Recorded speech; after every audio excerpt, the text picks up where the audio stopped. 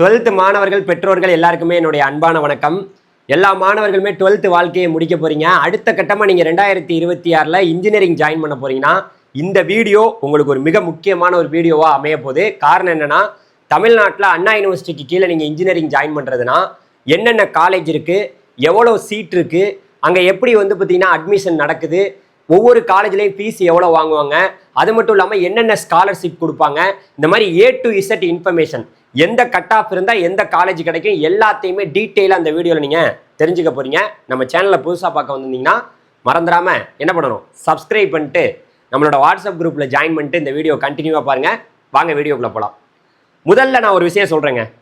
நான் கிட்டத்தட்ட நம்ம சேனலில் கடந்த 3 வருஷத்தில் நிறைய மாணவர்களை 12th மாணவர்களை நிறைய கல்லூரிகளுக்கு அனுப்பி வச்சுருக்கோம். இன்றைக்கி தமிழ்நாட்டில் இருக்கக்கூடிய தலை சிறந்த கல்லூரிகளில் நம்மளுடைய மாணவர்கள் படிச்சுட்டு வந்துட்டு இருக்காங்க.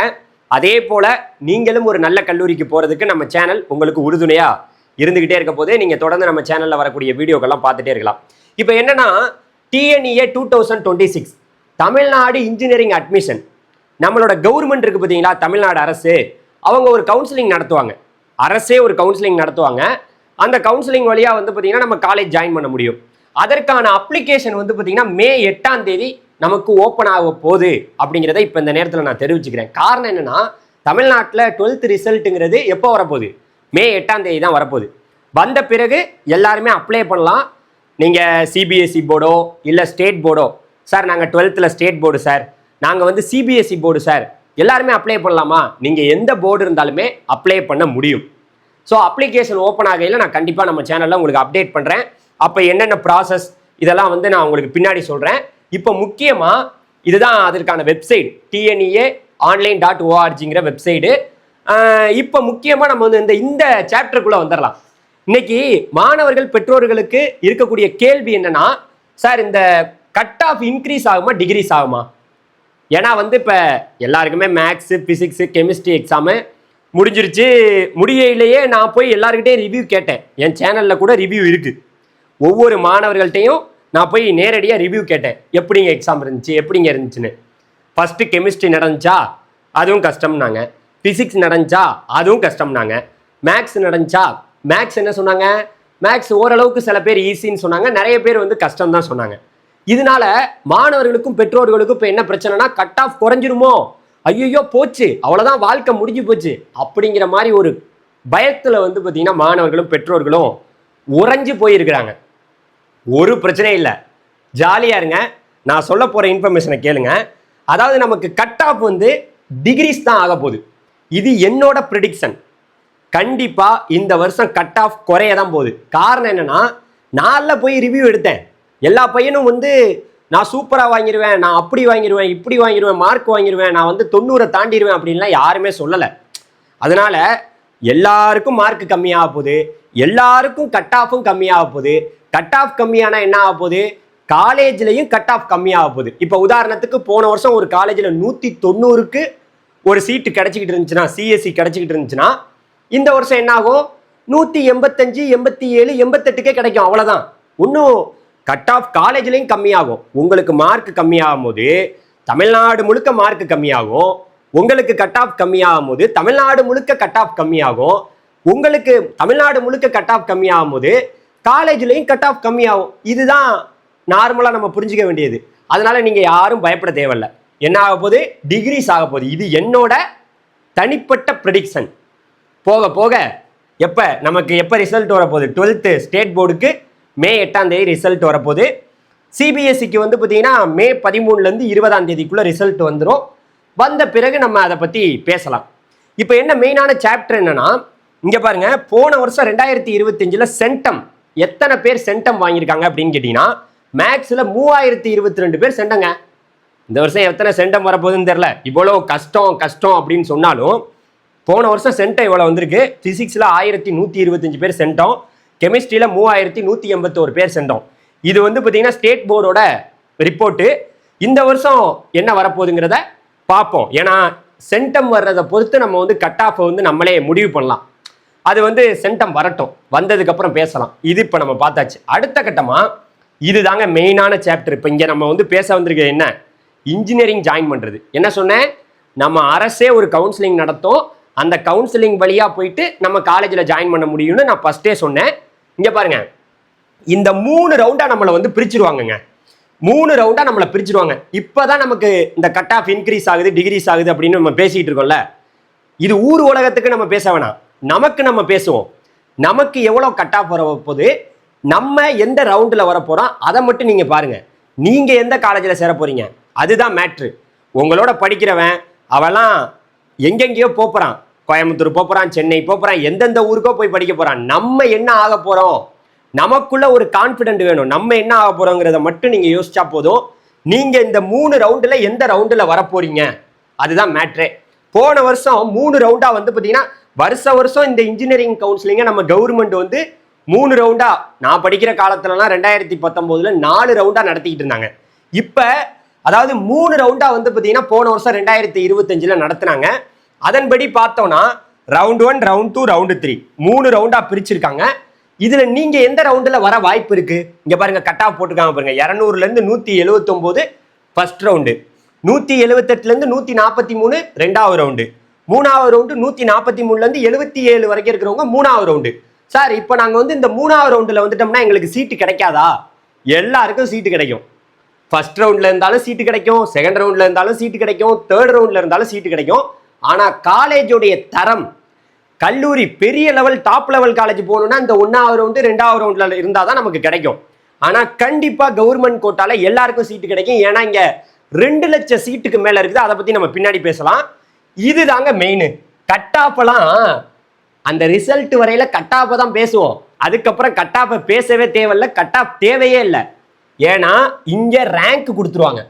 இது என்ன சார் ரேங்க் போட்டிருக்காங்கன்னா, இங்கே பாருங்க, 200ல இருந்து 179க்குள்ள 39,145 பேர் போன வருஷம் இருந்திருக்காங்க.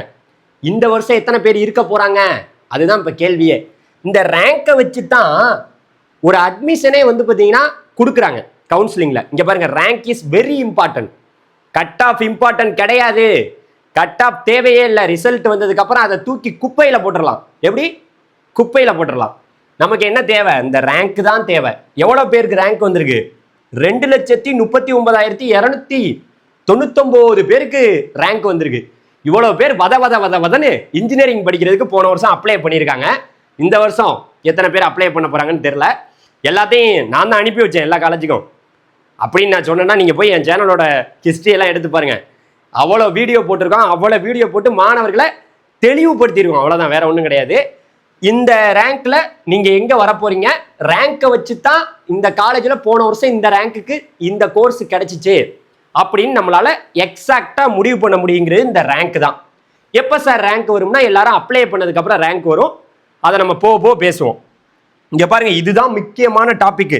200ல இருந்து 200 கட் ஆஃப். போன வருஷம் பாருங்களேன், 200க்கு 200 கட் ஆஃப் 141 பேர் வாங்கியிருக்காங்க. இந்த வருஷம் நீங்க வாங்க போறீங்களா? இங்க பாருங்க, 200க்கு 200 கட் ஆஃப் 141 பேர் போன வருஷம் வாங்கியிருக்காங்க. நீங்க வாங்குற ஆளானா அப்படியே கமெண்ட் செக்ஷன்ல சொல்லி விடுங்க. அப்புறம் அடுத்த சாப்டர் பார்ப்போம். அண்ணா யூனிவர்சிட்டிக்கு கீழே ஏகப்பட்ட காலேஜ் இருக்கு. அதுல வந்து நீங்க கவர்மெண்ட் கோட்டாலையும் ஜாயின் பண்ணலாம், மேனேஜ்மெண்ட் கோட்டாலையும் ஜாயின் பண்ண முடியும். இங்க இருக்கக்கூடிய பிரச்சனை என்னன்னா, கவர்மெண்ட் கோட்டாவுக்கு மட்டும்தான் நம்மளோட கவர்மெண்ட் வந்து கவுன்சிலிங் நடத்துறாங்க. மேனேஜ்மெண்ட் கோட்டாவுக்கு கவுன்சிலிங் நடத்துறதே கிடையாது. அதனால தான் பிரச்சனையே ஆரம்பிக்குது. இப்போ கவர்மெண்ட் கோட்டாவுக்கு கவர்மெண்ட் கவுன்சிலிங் நடத்துகிற வரைக்கும் வெயிட் பண்ணி தான் நம்ம வந்து அந்த கவுன்சிலிங் வழியாக போக முடியும். ஆனால் இந்த மேனேஜ்மெண்ட் கோட்டாவுக்கு இப்போ 12th ரிசல்ட் வர்றதுக்கு முன்னாடியே வேகமாக போய் அட்மிஷனை போட ஆரம்பிக்கிறாங்களா, அது எல்லாமே மேனேஜ்மெண்ட் கோட்டா தான். அதே போல் கவுன்சிலிங் நடக்கிற வரைக்குமே இந்த மேனேஜ்மெண்ட் கோட்டால அட்மிஷன் நடந்துக்கிட்டே இருக்கும். இங்கே இப்போ டோட்டலாக எவ்வளோ சீட் இருக்குது, என்னென்ன ரிசர்வேஷன் கடைபிடிக்கப்படுது எல்லாத்தையுமே நான் உங்களுக்கு டீட்டெயிலாக இங்கே சொல்கிறேன். ஆனால் நீங்கள் ஒன்று கவனமாக கேட்கணும். என்ன தெரியுமா? இப்போ இந்த மேனேஜ்மெண்ட் கோட்டாவுக்கு எதுக்கு கவர்மெண்ட் வந்து கவுன்சிலிங் நடத்தலை, அதுதான் நம்மளோட கேள்வியே. இவ்வளோ கவர்மெண்ட் கோட்டாவில் இருக்கக்கூடிய இந்த காலேஜுக்கெல்லாம் கவுன்சிலிங் நடத்தக்கூடிய நம்மளோட கவர்மெண்ட்டு ஏன் இந்த மேனேஜ்மெண்ட் கோட்டாவுக்கு கவுன்சிலிங் நடத்த மாட்டேங்கிறாங்க? மேனேஜ்மெண்ட் கோட்டாவுக்கு கவுன்சிலிங் நடத்தாதனால பல டாப்னு சொல்கிறாங்கல்ல, பெரிய பெரிய காலேஜ்லலாம் லட்சமாக டொனேஷன் வாங்கி அட்மிஷன் போடுறாங்க. அப்போ கவர்மெண்ட் வந்து இந்த கவர்மெண்ட் கோட்டாவுக்கு கவுன்சிலிங் நடத்த முடியுது, ஏன் மேனேஜ்மெண்ட் கோட்டாவுக்கு நடத்த முடியல அப்படிங்கிறத நம்மளோட கேள்வி. அதனால நீங்கள் வரப்போகிற 2026 எலெக்ஷனில் சரியான கவர்மெண்ட்டை நீங்கள் தான் சூஸ் பண்ணணும். ஏன்னா அங்கேருந்து நீங்கள் வந்து இதை ஏன் நான் அதை சொல்கிறேன்னா, ரெண்டுக்குமே கவுன்சிலிங் நடத்திட்டா எந்த ஒரு பிரச்சனையுமே இல்லை. இப்போ பார்த்தீங்கன்னா நீட் எக்ஸாம் வந்து நடக்குது. நீட் எக்ஸாம் எழுதின எல்லா மாணவர்களுமே கவர்மெண்ட் கோட்டா மேனேஜ்மெண்ட் கோட்டால எம்பிபிஎஸ் ஜாயின் பண்ணணும்னா மேனேஜ்மெண்ட் கோட்டா கவர்மெண்ட் கோட்டா ரெண்டுக்குமே வந்து கவர்மெண்டே கவுன்சிலிங் நடத்துது. ஆனால் ஏன் இந்த இன்ஜினியரிங்கில் மட்டும் கவர்மெண்ட் கோட்டாவுக்கு மட்டும் கவுன்சிலிங் நடத்துகிறாங்க, மேனேஜ்மெண்ட் கோட்டாவுக்கு ஏன் நடத்த மாட்டேங்கிறாங்கிறது அது கவர்மெண்ட்டுக்கு தான் வெளிச்சம். இப்படி மேனேஜ்மெண்ட் கோட்டாவுக்கு நடத்தாதனால நம்மளால என்ன புரிஞ்சுக்க முடியுது தெரியுமா? பிரைவேட் காலேஜை இங்கே பாருங்க, பிரைவேட் காலேஜில் மட்டும்தான் மேனேஜ்மெண்ட் கோட்டா இருக்குது. அந்த கல்லூரிகளை பிரைவேட் காலேஜை லட்சமாக சம்பாதிக்கிறதுக்கு கவர்மெண்ட்டே வந்து பார்த்தீங்கன்னா அவங்களுக்கு சப்போர்ட் பண்ணுறாங்க அப்படிங்கிறது தான் நம்மளால் புரிஞ்சுக்க முடியுது. வாங்க டீட்டெயிலாக இது எல்லாத்தையுமே டீட்டெயிலாக பார்ப்போம். இப்போ கவர்மெண்ட் கோட்டாங்க, இந்த கவர்மெண்ட் கோட்டாவில் என்னென்ன காலேஜ் வருது அப்படின்னு கேட்டிங்கன்னா யூனிவர்சிட்டி டிபார்ட்மெண்ட் காலேஜ் 4 காலேஜ், அதாவது சிஇஜி, எம்ஐடி, அதுக்கப்புறம் வந்து பார்த்தீங்கன்னா ஏசிடி, சாப் கேம்பஸ், மொத்தம் 4 கேம்பஸ் இருக்குது. அதுக்கப்புறம் கவர்மெண்ட் எய்டட் காலேஜ் 3 காலேஜ் இருக்குது. அதாவது பிஎஸ்டி காலேஜ் கோயம்புத்தூரில், அப்புறம் கோயம்புத்தூர் இன்ஸ்டியூட் ஆஃப் டெக்னாலஜி கோயம்புத்தூரில், அதுக்கப்புறம் தியாகராஜர் காலேஜ் ஆஃப் இன்ஜினியரிங் நம்மளோட மதுரையில். அடுத்து வந்து பார்த்தீங்கன்னா கவர்மெண்ட் காலேஜ் 11 காலேஜ் இருக்குது. 11 கவர்மெண்ட் காலேஜ்னா கவர்மெண்ட் காலேஜ் கோயம்புத்தூர், சேலம், அழகப்பா செட்டியார், காரைக்குடி, அதுக்கப்புறம் இந்த மாதிரி தமிழ்நாடு முழுக்க 11 இன்ஜினியரிங் கவர்மெண்ட் இன்ஜினியரிங் காலேஜ் இருக்குது. அண்ணாமலை யூனிவர்சிட்டி சிதம்பரத்தில் இருக்குது. சென்ட்ரல் கவர்மெண்ட் இன்ஸ்டியூட் வந்து பார்த்தீங்கன்னா ஒன்று சிக்ரி வந்து நம்மளோட காரைக்குடியில் இருக்குது, சிப்பட்டு வந்து சென்னையில் இருக்குது. அதுக்கடுத்து வந்து பார்த்தீங்கன்னா ஹேண்ட்லூப் டெக்னாலஜி வந்து நம்மளோட சேலத்தில் இருக்குது. அடுத்து வந்து பார்த்தீங்கன்னா யூனிவர்சிட்டி ரீஜனல் கேம்பஸ் 16 இருக்குது. 16 யூனிவர்சிட்டி ரீஜனல் கேம்பஸ் இருக்குது. இந்த 16 கேம்பஸ் எங்கெங்கே இருக்குது அப்படின்னு கேட்டிங்கன்னா தமிழ்நாடு முழுக்க எல்லா டிஸ்ட்ரிக்ட் பக்கத்துலையுமே இந்த 16 யூனிவர்சிட்டி ரீஜனல் கேம்பஸ் இருக்குது. அப்புறம் ப்ரைவேட் காலேஜ் வந்து பார்த்தீங்கன்னா 400 காலேஜ் இருக்குது. 400க்கும் மேற்பட்ட காலேஜ் இருக்குங்க ப்ரைவேட் காலேஜ். அதே போல் இது எல்லாமே வந்து பார்த்தீங்கன்னா கவர்மெண்ட் கோட்டாவில் வருது. அதில் என்ன சார் 2 டைப் போட்டிருக்கீங்க அப்படின்னு கேட்டிங்கன்னா ஜென்ட்ரல் 92.5%.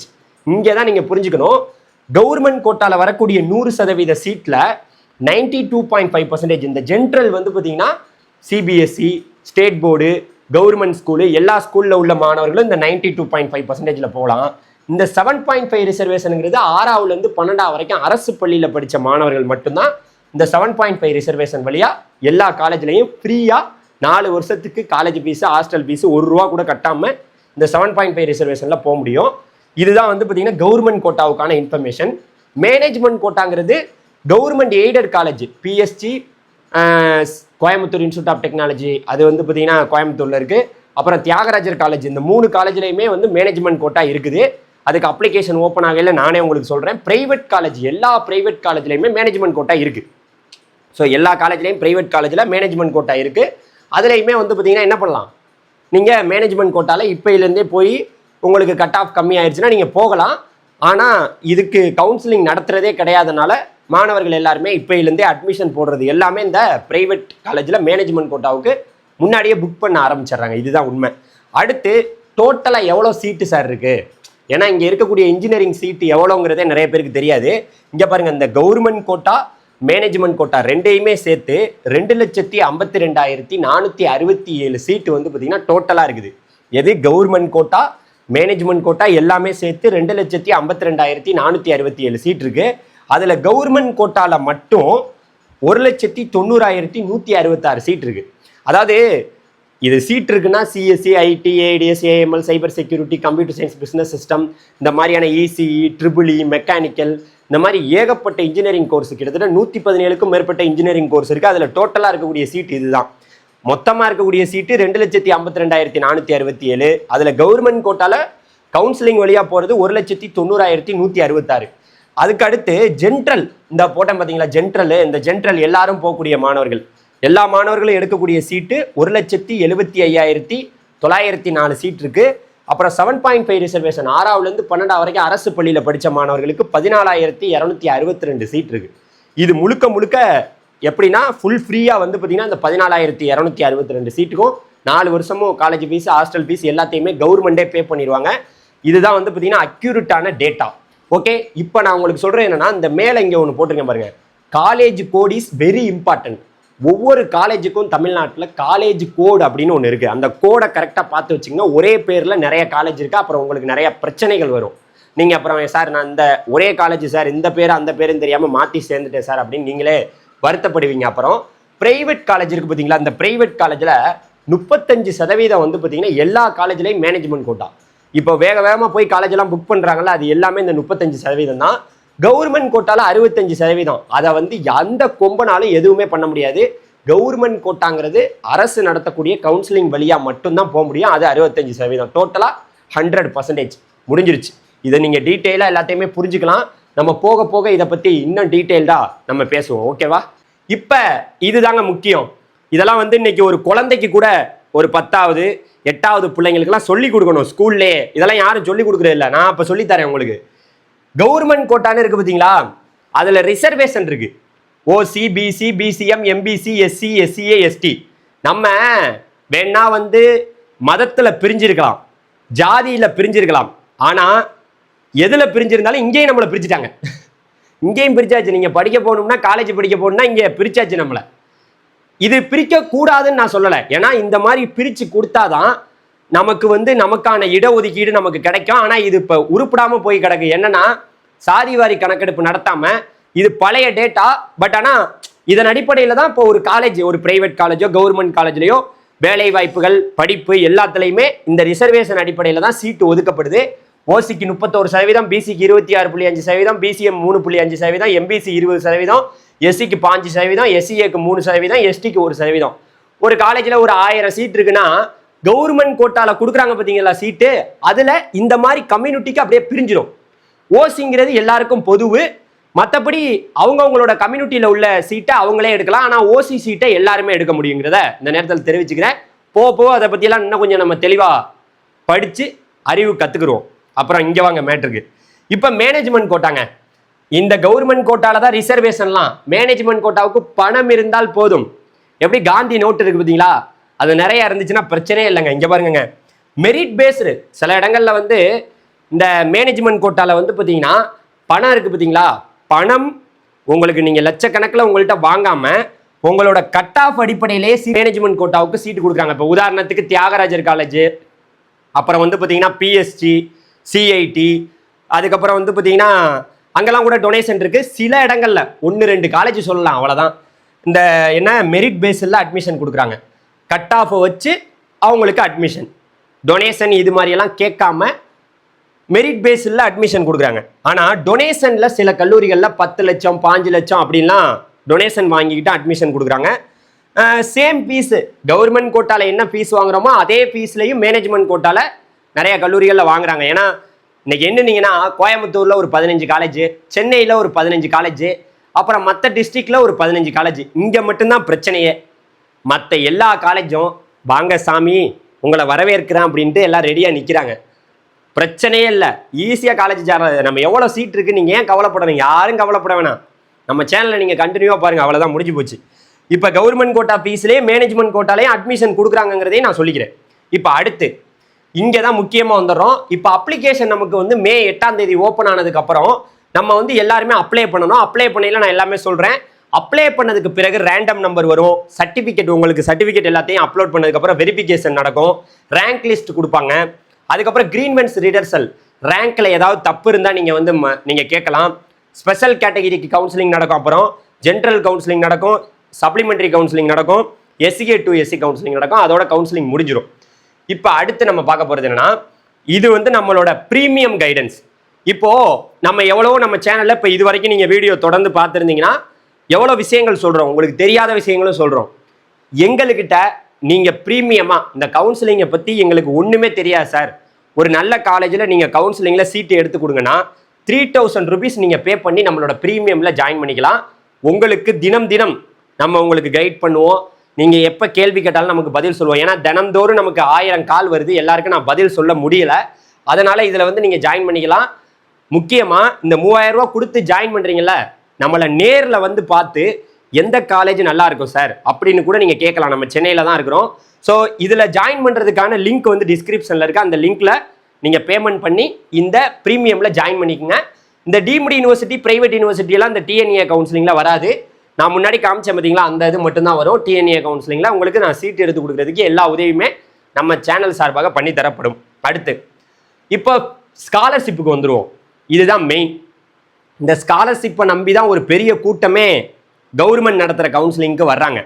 அப்படி பார்த்தீங்கன்னா ஃபர்ஸ்ட் கிராஜுவேட்டா நீங்க இருந்தீங்கன்னா இது எல்லாமே ஒரு வருஷத்துக்கு. இப்போ 4 வருஷம் இன்ஜினியரிங் படிக்க போறீங்கன்னா இப்போ நான் சொல்றது எல்லாமே ஒரு வருஷமும் உங்களுக்கு ஸ்காலர்ஷிப் கிடைக்க போகுது. ஃபர்ஸ்ட் கிராஜுவேட் இருந்துச்சுன்னு வச்சுங்களேன், நான் வீட்லயே எங்க வீட்டில் யாருமே டிகிரி படிக்கல, நான் தான் படிக்க போறேன் ஃபர்ஸ்ட் அப்படின்னா 25,000 27,000 ரூபா வரைக்கும் உங்களுக்கு கிடைக்கும். எது பிரைவேட் காலேஜுக்கு போனீங்கன்னா, கவர்மெண்ட் இன்ஸ்டியூஷன்லாம் போனீங்கன்னா கம்மியாக தான் கிடைக்கும். அதே போல தமிழ் புதல்வன் 6ஆவதுலேருந்து 12ஆவது வரைக்கும் அரசு பள்ளியில் படிச்சுட்டு நீங்கள் வந்து இன்ஜினியரிங் படிக்க போறீங்கன்னா மாதம் 1000 ரூபாய். யாரு நம்ம ஸ்டாலின் அவர்கள் கொடுக்கக்கூடிய 1000 ரூபாய். புதுமை பெண் திட்டத்திலேருந்து 1000 ரூபாய். இது வந்து எலெக்ஷனுக்கு அப்புறம் இவங்க ஆட்சி தொடர்ந்தால் இந்த 1000 ரூபாய் தொடருமா தொடராதாங்கிறதெல்லாம் அப்புறம் உள்ள கதை, அது அப்புறம் பேசுவோம். இருந்தாலும் இதெல்லாம் இந்த திட்டமெல்லாம் இந்த ஸ்காலர்ஷிப்பில் இருக்குங்கிறத நான் சொல்கிறேன். 1000 ரூபாய் மந்த்லி தமிழ் புதல்வன் புதுமை பெண் பசங்களுக்கும் பொண்ணுங்களுக்கும் மாதம் 1000 ரூபாய் அது வருது. யார் 6ஆவதுலேருந்து 12ஆவது வரைக்கும் அரசு பள்ளியில் படித்தவங்களுக்கு. அடுத்து PMSS scholarship SC SCA ST. இங்கே பாருங்க, கம்யூனிட்டியில் எஸ்சி எஸ்சிஏ எஸ்டி இதில் யார் யாருக்கெல்லாம் வருமானம் 2.5 லட்சத்துக்கு குறைவாக இருக்கோ அவங்களுக்கு வந்து பார்த்தீங்கன்னா என்ன 2.5 லட்சத்துக்கு குறைவாக இருக்கோ அவங்களுக்கு ஒவ்வொரு வருஷமா 50,000லேருந்து 55,000 ரூபா கவர்மெண்டே என்ன பண்ணிடுவாங்க, அக்கௌண்ட்டில் போட்டு விட்டுருவாங்க. நல்லா புரிஞ்சுக்கணும், இந்த போஸ்ட் மெட்ரிக் ஸ்காலர்ஷிப்பு நீங்கள் கவர்மெண்ட் கோட்டாவில் சேர்ந்தாலும் கிடைக்கும், மேனேஜ்மெண்ட் கோட்டாவில் சேர்ந்தாலும் கிடைக்கும், ரெண்டுக்குமே கிடைக்கும். நீங்கள் எஸ்சி எஸ்சிஏ எஸ்டி உங்களோட ஆண்டு வருமானம் 2.5 லட்சத்துக்கு குறைவாக இருக்கும், உங்களோட இன்கம் சர்டிஃபிகேட்டில் 2.5 லட்சத்துக்கு குறைவாக நீங்கள் சர்டிஃபிகேட் வாங்கிட்டீங்கன்னா கவர்மெண்ட் கோட்டாவோ மேனேஜ்மெண்ட் கோட்டாவோ நீங்கள் எந்த காலேஜில் ஜாயின் பண்ணாலும் வருஷம் 50,000லேருந்து 55,000 நம்ம சென்ட்ரல் கவர்மெண்ட் ஸ்டேட் கவர்மெண்ட் எல்லாமே சேர்த்து உங்களுக்கு இந்த பணத்தை போட்டு விட்டுருவாங்க அக்கௌண்ட்டில். முடிஞ்சு போச்சு. இப்போ அடுத்து பிசி பிசிஎம் எம்பிசி ஸ்காலர்ஷிப்பும் இருக்குது. அது 3000 4000 இப்படி தான் வரும், ரொம்ப அதிகமாகலாம் வராது. அதுக்கும் ஸ்காலர்ஷிப் வரும், அவ்வளோதான், வேறு எதுவும் ஸ்காலர்ஷிப் கிடையாது.